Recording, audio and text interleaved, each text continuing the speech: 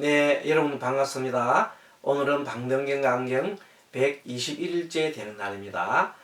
지금 우리가 공부하고 있는 품은 방등경 제8권 해해보살품 제5품에 해당하겠습니다.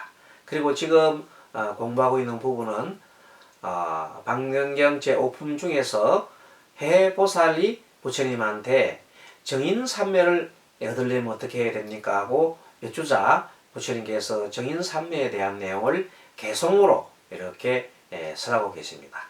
자, 개송이 좀 더 이어갑니다. 오늘은 145페이지부터 하겠습니다. 자, 해인삼매는 정인삼매는 다른 말로 정자가 깨끗할 정자가 그랬죠. 인자는 도장생일 인자고, 그래서 정인삼매를 다른 말로 부처님의 마음 받아라 하는 해인삼매와 같다고 봅니다. 그리고 그것을 지난번 시간에서 지난번 시간에서 보배구슬로 표현하게 되었습니다. 자, 보리를 닦고, 보리는 한마디로 지혜입니다. 지혜, 위 없는 지혜. 또 보리를 닦을 때, 보리를 닦을 때 강조법이네요. 후회하지 않나니 그러므로 보리심이 가장 뛰어나며. 자, 지혜의 마음이 도대체 어떤 마음이 가장 큰 지혜일까? 그 마음은 한마디로 동체 대비 마음을 가져야 가장 큰 지혜가 됩니다. 동체 대비가 뭔가요? 이 우주에 삼라만상에 존재하는 모든 존재가 다 한 뿌리라는 겁니다. 다 한 몸이라는 겁니다. 그 마음을, 큰 마음을 낼 때, 허공 같은 마음을 낼 때 가장 큰 지혜가 나옵니다. 그렇게 큰 지혜가 나오면은 너와 내가 구별이 없습니다. 너와 내가 차별이 없고 내 것 너 것에 집착하지 않습니다. 그런 사람이 만약에 대통령이 된다든지 그런 사람이 세계 지도자가 되면 어떨까요? 지금 우리가 고통받고 있는 한일 간의 갈등, 한미 간의 갈등, 한중 갈등 그런 거 없습니다. 지금 그런 갈등을 초래하는 그 지도자가 모두 뭐에 집착합니까? 나에 집착하고, 내가 다음 선거에 대통령도 된다는 생각, 나에 집착하고, 나의 것에 집착하고, 내 새끼를 챙기고, 나의 권속을 챙기고, 또 내 국가만 챙기고, 또 내 민족만 챙기고, 그런 겁니다. 다른 나라, 다른 민족들, 그런 다른 세계는 아랑곳도 없습니다. 한 사람이 그렇게 막 하니까, 다른 쪽에서 또 마찬가지로 그 상대를 하게 돼 있어요. 중생심이 일어났잖아요. 그래 갈등이 일어나니까 나중에 그게 심하면 나중에 전쟁이 됩니다. 전쟁이 별거 아니에요. 자기 생각에 몰두해서 계속 끌고 나가다 보면 특히 지도자들이 그렇게 생각하면 결국은 전쟁으로 끌고 가기가 그건 그냥 여반장이다. 이렇게 손바닥 뒤집기보다 쉬운 일이다. 그래서 정말로 이 인류의 미래가 어디에 달려 있습니까? 한 사람 한 사람이 자기 개인적 한 사람이 뭘 해야 돼요? 수행을 통해서 최대한도 너와 나가 동시에 잘 사는 사회를 구현하는 그런 분들이 정치가가 돼야 되고 그런 분들이 대통령이 돼야 합니다. 앞으로는 그런 분들이 대통령이 될 겁니다. 그렇지 않으면 대통령이 될 수가 없어요. 모든 국민들이 그렇게 지켜보고 있기 때문입니다. 모든 세계가 지켜보고 있기 때문입니다. 왜 그럴까요? 자, 눈이 너무 많아졌어. 뭐야? 인터넷이 발달하고 이런 기본적인 그 사람의 알 권리 또 알고자 하는 내용이 나타나기 때문에 이제 명경알처럼 다 보이게 되어 있습니다. 이 세상에. 이제는 자기가 나쁜 짓 할 수가 없어요. 온 전신에 뭐가 달려있어요? 카메라 달려있잖아요. 세상이 그런 세상이 되었습니다. 어떻게 할 수가 없어요. 그래서 이제는 투명한 사람만이 살아갈 수 있습니다. 자, 아무튼 지금 현재 그 과도기에 있을 때는 좀 합니다만 여러분 최근에 그 삼성의 그 부회장이 굉장히 고통받는 걸 알고 있죠. 그것은 자기가 지었던 그 업에 대해서 성계업이라든지 세금 내지 않고 성계를 한다든지 성계를 받을 수 없는 상황을 성계받을 수 있도록 좋도록 이렇게 만들어 가잖아요. 그걸 뭐예요? 편법으로. 그래서 법을 어기가면서. 그래서 또는 우리 그 국민들이 많은 그 피해를 입게 될 수도 있고 다른 사람들이 또 피해를 입을 수도 있는데도 불구하고 그런 사람들이 계속해서 금권력으로 돈의 힘으로 계속 밀어붙여가는 그 세상, 그건 바람직하지가 않죠.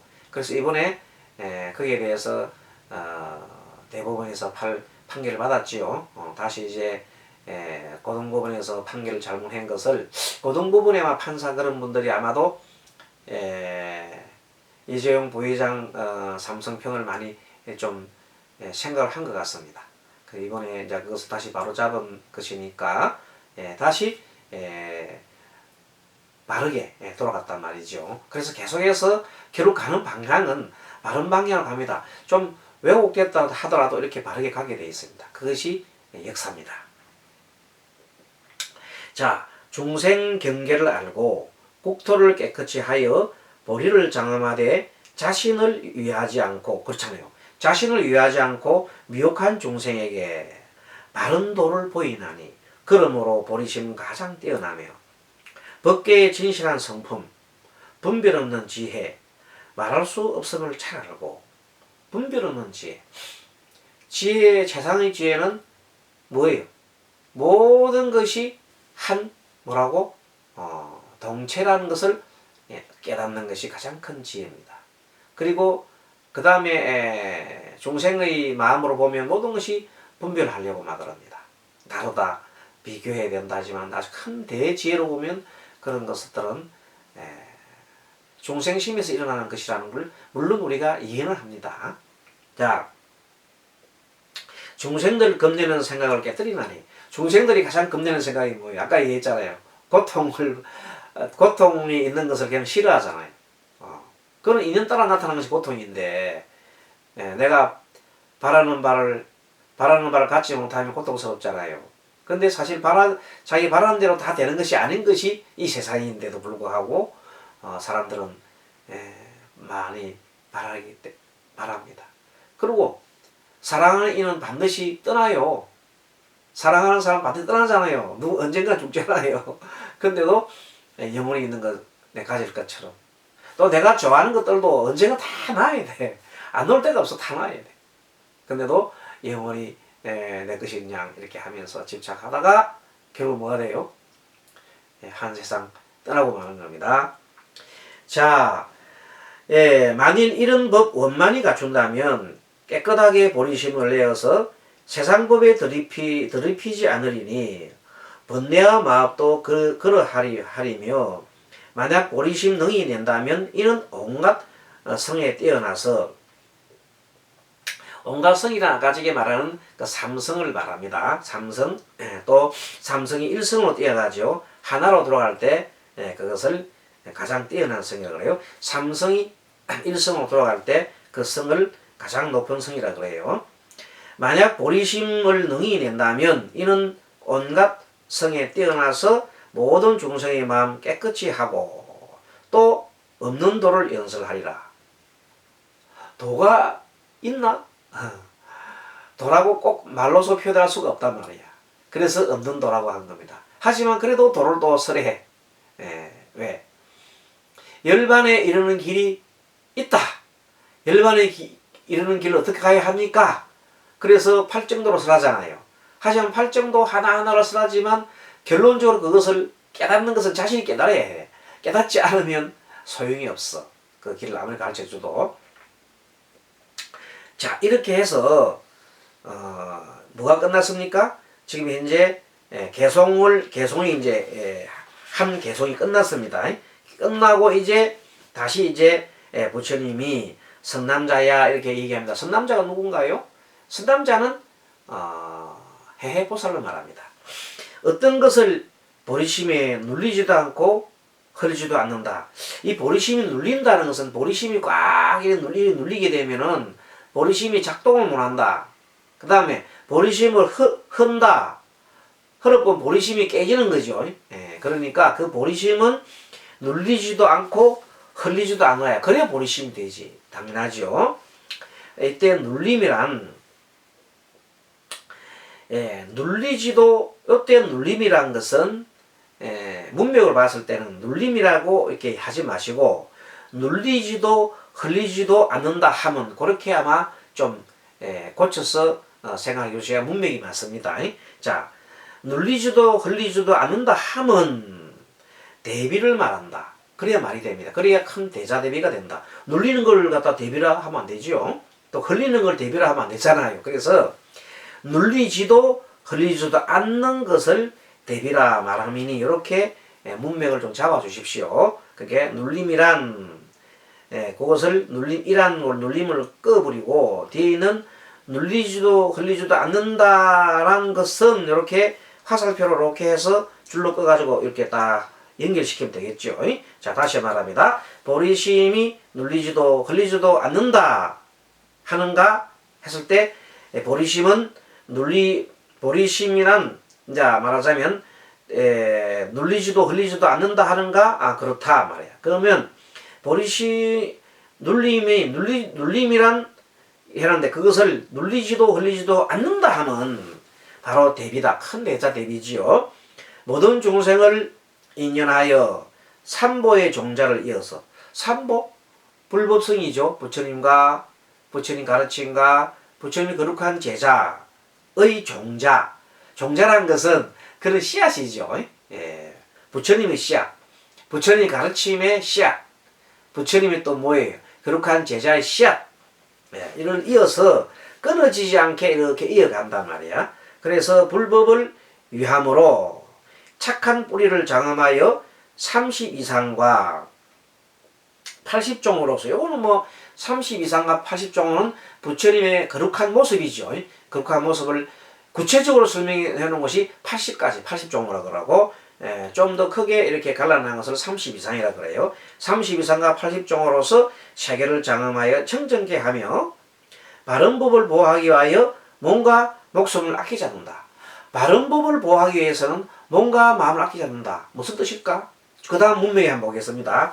자, 선남자야, 만일 여러 나쁜 중생에게 두들겨 맞고 부딪히고 괴로움과 방해되는 일을 당하여도 모두 참아야 하며, 왜 참아야 합니까? 나옵니다.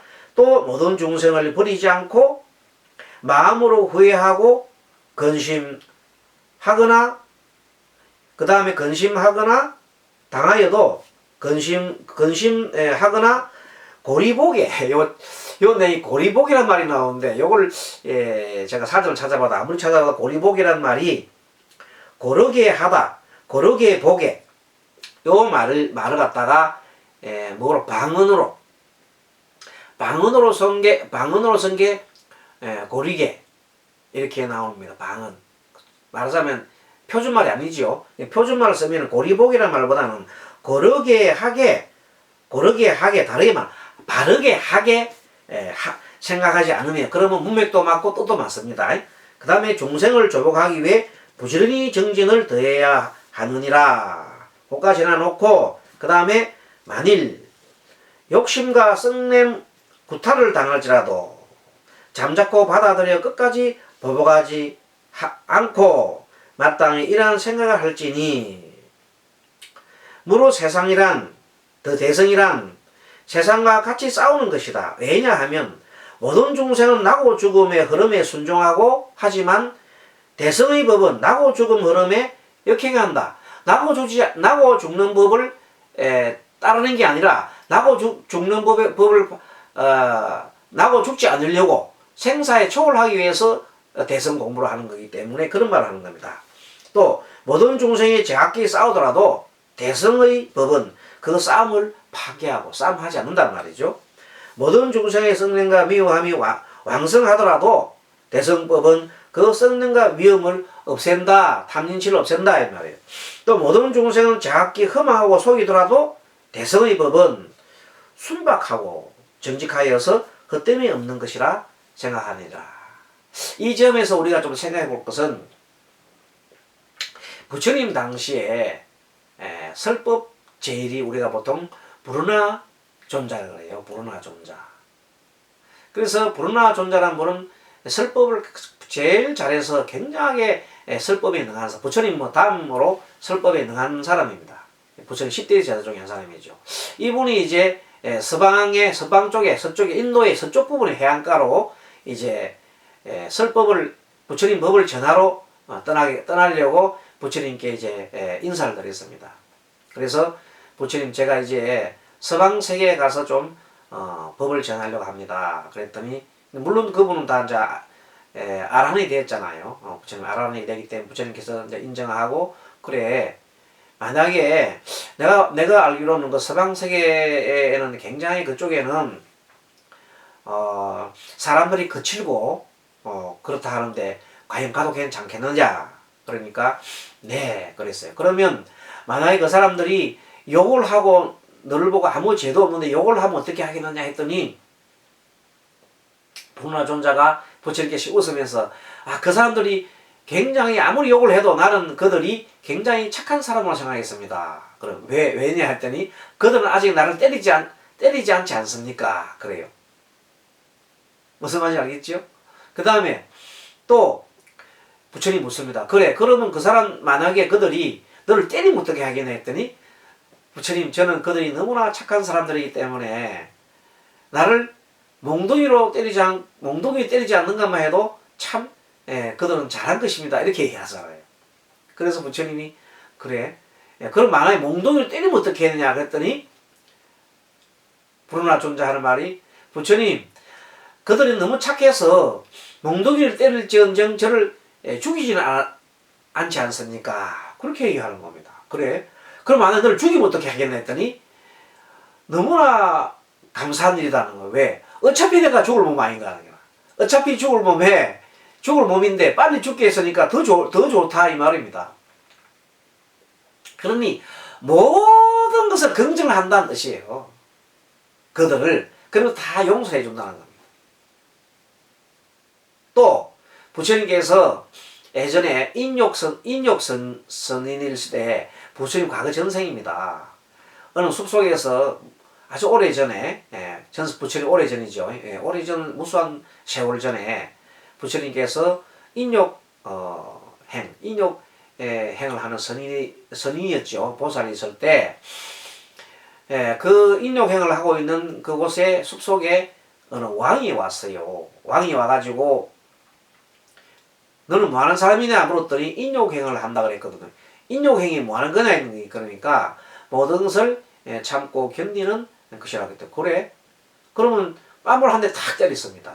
그랬더니 뺨을 한 대 맞고 전혀 아픈 기색도 내지도 않고 기분 나쁜 행위도 내지도 않고 그 다음 그대로 그냥 가만히 있으니까 원래 사람이 때려가지고 사람이 반응을 해가 막 좀 피하기도 하고 막 그 다음에 고개를 숙이가도 이래 해야 재미가 있는데 가만히 있으니까 이거 재미가 없어. 그래서 이번에는 막 주먹을 쳤어. 그래도 꼼짝 안 하거든. 이번에는 화가 나가지고 손가락을 잘라버렸어. 그래도 그 인욕선인은 가만히 있어 고요히 있으면서 그걸 받을 따름이요. 이 사람이 나를 뭘 잘라? 손가락을 자르는구나 하고 가만히 있어요.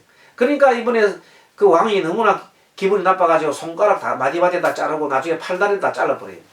그리고 몸을 모두 난도질을 해버려요. 그때 그 부처님의 전신인 인욕보살은 인욕선인은 이렇게 마지막에 발언을 합니다. 저희가 정말 세상 아무것도 몰라서 법이 뭔지도 모르고 사람을 죽일 인연각법도 모르고 그렇게 불쌍한 저희 인연이 오늘 때문에 내가 죽어가지만 이 인연으로 해서 다음 세상에 내가 만약에 부처가 된다면 맨 처음 저 일을 구하리라. 이렇게 부처님께서 그 사람한테 눈에 보이지 않는 수기를 줬죠. 수기를 주고 부처님은 그 마음속에 그런 마음을 하시고 이제 그냥 돌아가신 겁니다. 그래서 부처님이 이 세상에 와서 서가세조도로서 이제 부처가 됐잖아요. 되고 난 다음에 맨 처음에 제도한 사람이 누구냐면 교진이라는 사람입니다. 여러분 알지요? 5 제자. 우리가 말할 제일 먼저 최초의 부처님이 그 정각을 이루시고 난 다음에 맨 처음에 이제 부처님 가르침을 표로 가지요. 그때 맨 처음에 5 비구들 그걸 갖다가 우리가 초전 법륜이라고 해서 초전 법륜이라고 해요. 맨 처음 법의 바퀴를 굴린다고. 5 제자들을 맨 처음 구한다. 그 5 제자들은 본래 부처님을 보호하던 시종의 몸종들, 시종들이었어요. 옛날 태다 시절에 시종들이 같이 부처님 같이 7년, 6년간 뭐에 고행을 했잖아요. 고행 수행할 때 같이 있던 도반이야, 도반. 옛날에 부처님 그 태다 시절에는 몸종이고 공부할 때는 도반들이죠. 그 도반들이 아직 깨우침을 받지 못했을 때 부처님이 깨우쳐서 맨 처음에 그들을 제공했을 때 맨 첫째 인물이 바로 교진이고 교진이라는 사람이 맨 처음 아란이 되었습니다. 그래서 부처님의 전생에 그와 같이 한 종생을 구제하기 위해서는 지옥까지 가서 구제한다 하는 그런 마음이 바로 대성보살의 마음이고 그것이 바로 대성불교인 것입니다. 자, 아시겠죠? 이렇게 시방세계에 만일 어떤 종생이 흉기를 갖고 보살을 위험하면서 나오지요. 누구든지 이 보리심을 내는 이가 있으면 내 마땅히 그의 몸뚱이를 조각조각 찢어 갈라서 호마와 같이 하리라. 그냥 이렇게 완전히 마처럼 호마가 이 마가 치면 다 쓰러지잖아요. 호마처럼 내가 난도질해 호박처럼 톡톡 썰어가지고 만들어버리라 하는 겁니다. 협박하는 거지요. 그렇게 하더라도 보살은 이 말을 듣고도 조금도 동요되는 게 없다 이 말.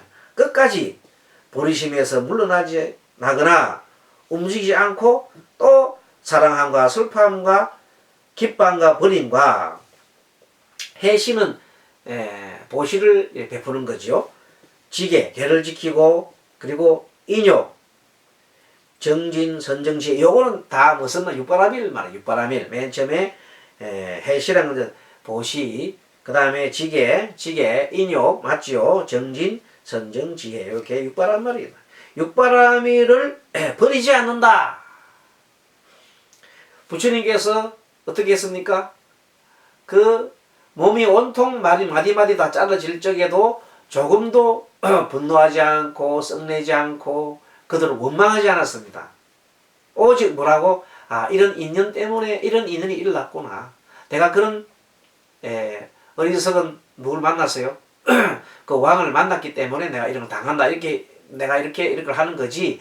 전혀 거기에다가 무슨 내가 내 마음속에 원망하는 마음을 조금도 넣지 않습니다. 그것이 바로 보살의 마음이요. 부처님의 마음입니다. 그렇게 하고 마지막에 오히려 종생을 위해서 뭐라고 서원을 했었습니까? 다음 세상에 내가 부처님이 된다면 맨 처음 그를 구제해 주리라고 했잖아요.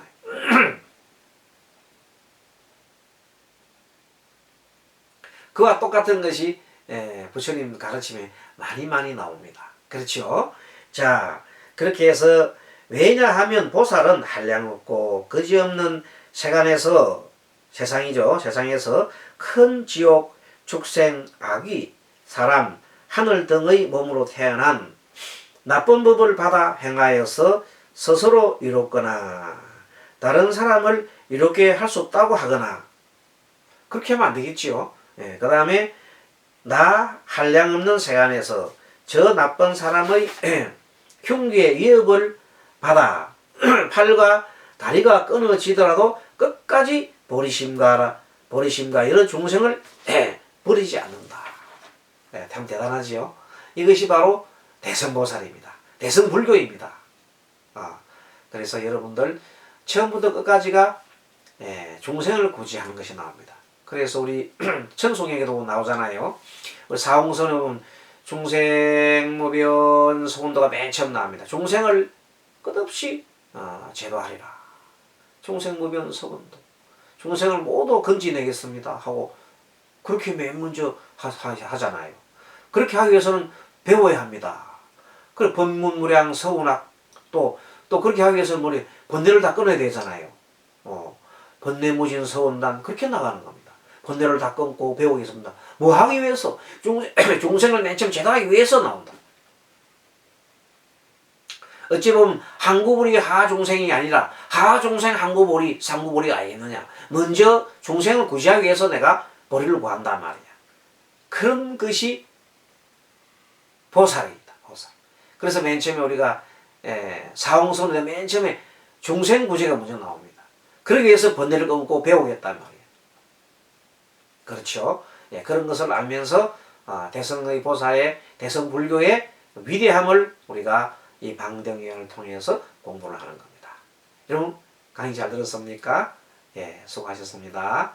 예, 마하반야바라밀 다음 시간에 뵙겠습니다.